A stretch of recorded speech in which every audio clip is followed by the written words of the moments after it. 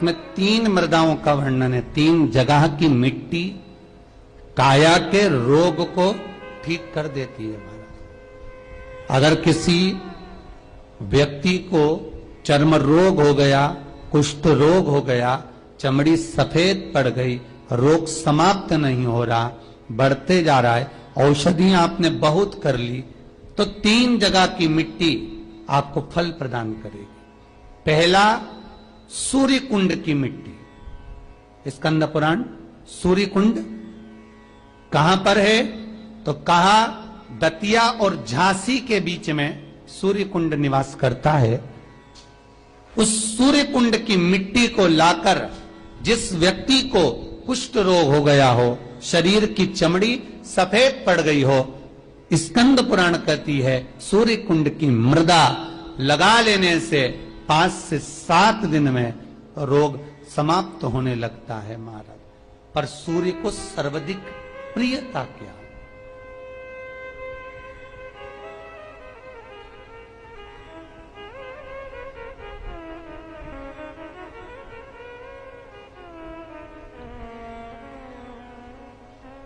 सर्वाधिक प्रियता सूर्य को क्या?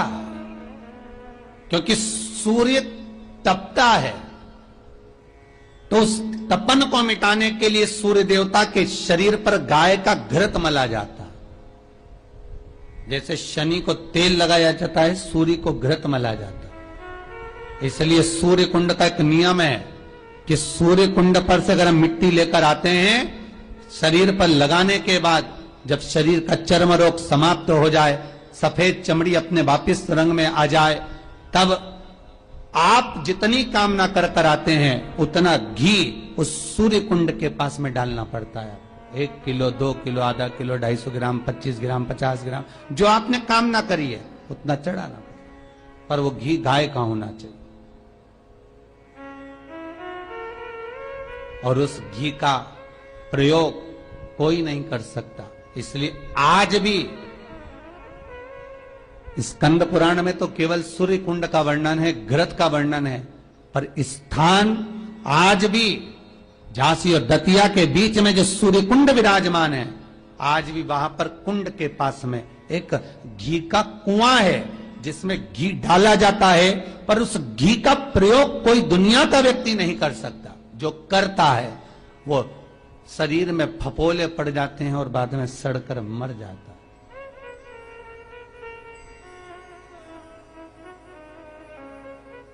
घृत है, पर गंध नहीं, घृत है।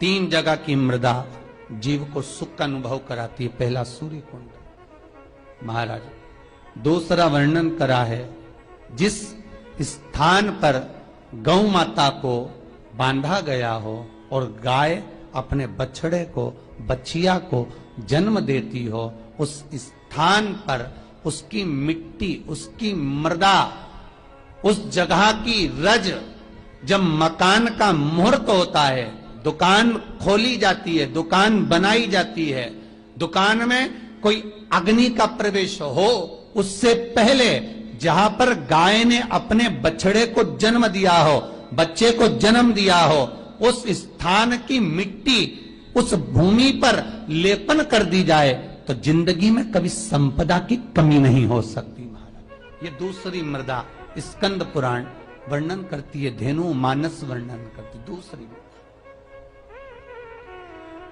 गीता प्रेस गोरखपुर का गो अंक वर्णन करता है। जहां पर गौ माता बंदी हो, जहां पर गौ माता नित्य स्मरण करती हो और गाय के बच्चों का जन्म होता हो, और वो भी देसी गाय, देसी बच्चों को जन्म दे, विदेशी नहीं, जर्सी नहीं, हो देसी बछड़ा हो, देसी ही गाय।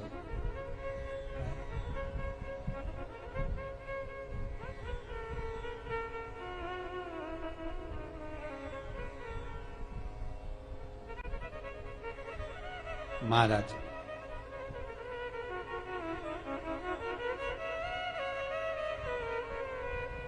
जहां पर गौ माता बंधती हो, गाय अपने बछड़े को जन्म देती हो, गाय अपने बछिया को जन्म देती हो, उस जगह की मिट्टी बड़ी प्रबल होती है। बड़ी प्रखर।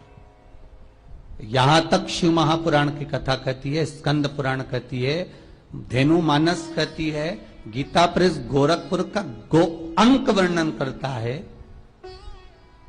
महाराज, गौ माता के खुर, गौ माता के चरण जहां पर नित्य प्रति पढ़ते हो, नित्य प्रति पढ़ रहे हो,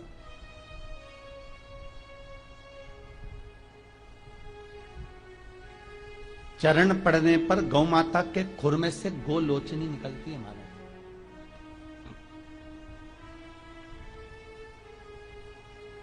वो गोलोचनी सफेद कलर की होती है। उसको आप ऐसे पटक देंगे तो बिल्कुल ऐसा लगेगा जैसे लकड़ी है, पर वही गोलोचनी को आप दूध में डाल देंगे तो चलना चालू कर देती है। उसको कहते हैं गोलोचनी। गो अंक में वर्णन है इसका, स्कंद पुराण में इसका वर्णन। जिस जगह पर गाय बछड़े को जन्म दे, बच्चिया को जन्म दे, और जन्म देते समय पर गौ माता को जब कष्ट की अनुभूति होती है, जो कष्ट जैसे एक नारी का कष्ट होता है, वैसे ही गौ माता का कष्ट होता है।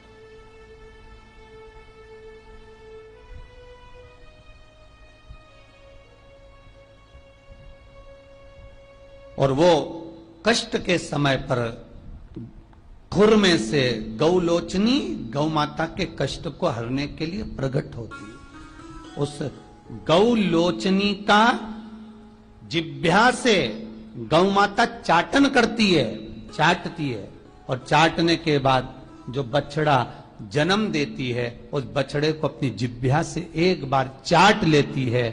दुनिया में केवल एक गौ माता का बछड़ा ही ऐसा है कि वो गौलोचनी की जिह्वा से चाटने के बाद बछड़ा तुरंत उठ के खड़ा हो जाता है। दुनिया में एक शेरनी भी अपने बच्चे को जन्म दे, एक चीता भी अपने बच्चे को जन्म दे, भैंस भी अपने बच्चे को जन्म दे, एक कुत्ता भी अपने बच्चे को जन्म दे, दुनिया में कोई अपने बच्चे को जन्म देगा तो बच्चे को उठने में, संभलने में समय लगता है। पर दुनिया में केवल एक गौ माता ऐसी है कि गौ माता अपने बच्चे को जब जन्म देती है, जन्म देने के कुछ देर बाद जब वो गौ लोचनी की जिह्वा से चाट लेती है, बच्चा उठकर खड़ा हो जाता है। दुनिया में केवल एक गौ माता है। गौ लोचनी ढूंढो। हम ये नहीं कहते कि तुम गौ माता के पांव में ढूंढना प्रारंभ कर दो, आप तो मत ढूंढो। गौलोचनी जहां गिरी है उस रज का भी बड़ा महत्व है। अर्थात गाय ने जहां बछड़े को जन्म दिया उस भूमि पर गौलोचनी पड़ी है, और वो गौलोचनी हमारे जीवन का सुख का अनुभव करा देती है। वो गौलोचनी हमारे जीवन का आनंद का अनुभव करा देती है। इसलिए शास्त्र कहता है कि नई दुकान बन रही हो, नया मकान बन रहा हो, महाराज नई कोई प्रॉपर्टी आपने खरीदी है और उसमें कोई व्यापार चालू करना चाहते हो, तो पहले गाय जहां पर बछड़ा बच्चिया को जन्म दिया हो, भले पहले दिया हो, पर जमीन तो वही है, रस तो वही है। वहां की मिट्टी का लेपन करने से वो सुख, वो आनंद, वो संपदा बढ़ जाती है। तीसरी मिट्टी, तीसरी मृदा, गोपी भूमि। जिस भूमि पर गोपियां भगवान से मिलने के लिए गई थी और इंतजार करते करते कब द्वारका नाथ आएंगे, कब द्वारकाधीश हमें दिखेंगे, कब ठाकुर हमें दिखेगा, उस भूमि पर ठाकुर का इंतजार करती हैं। जब भगवान कृष्ण नहीं आए तब उन गोपियों ने शिव को बुलाया। इसलिए गोपी तालाब के पास में शंकर का मंदिर है, पर है गोपी भूमि। महाराज पहली सूर्य कुंड, दूसरी जहां गौ माता बनती हो वहां की मिट्टी, तीसरी है गोपी भूमि, जहां पर गोपियां भगवान को पुकार रही हैं, रो रही हैं, बिलक रही हैं भगवान से मात्र एक बार मिलने के लिए। एक बार भगवान से केवल मिलन हो जाए, एक बार उनका दर्शन हो जाए, एक बार उनसे मिल जाए। कृष्ण यदि सुन सकते हैं तो केवल शंकर की सुन सकते हैं। तो गोपियां शिव को बुला लेती हैं, बाबा आप पधारो। शास्त्र कहता है इस भूमि पर गोपियों ने बेलपत्र को तोड़कर भगवान शिव को समर्पित करा है। गोपी चंदन के नयन अश्रु से जो चंदन उत्पन्न हुआ था, जो मिट्टी हुई थी, उसका शिवलिंग का निर्माण कर कर उसकी पूजन करी है। उसी शिवलिंग में से शंकर प्रकट हुए। तीनों भूमि की मिट्टी का देखिए, सूर्यकुंड की मिट्टी काया का रोग ठीक कर रही है, गौ माता के बंधने की मिट्टी लक्ष्मी की वृद्धि कर रही है, और गोपी तालाब की मिट्टी आपको भक्ति प्रदान कर रही है। ये जितने गौड़िया मठी होते हैं, जितने इस्कॉनी होते हैं, जितने भी निम्बारकी हुए, गौड़िया हुए, पुष्टि के हुए, इनको गोपी तालाब की जो मिट्टी होती है, गोपी चंदन जो होता है, इसका जो तिलक लगाते हैं नासिका तक, श्वेत तिलक आपने देखा होगा, सफेद कलर का तिलक जो गोपी चंदन जो होता है, उसका जो तिलक, ये भक्ति के लिए लगाते हैं, भक्ति की प्रबलता।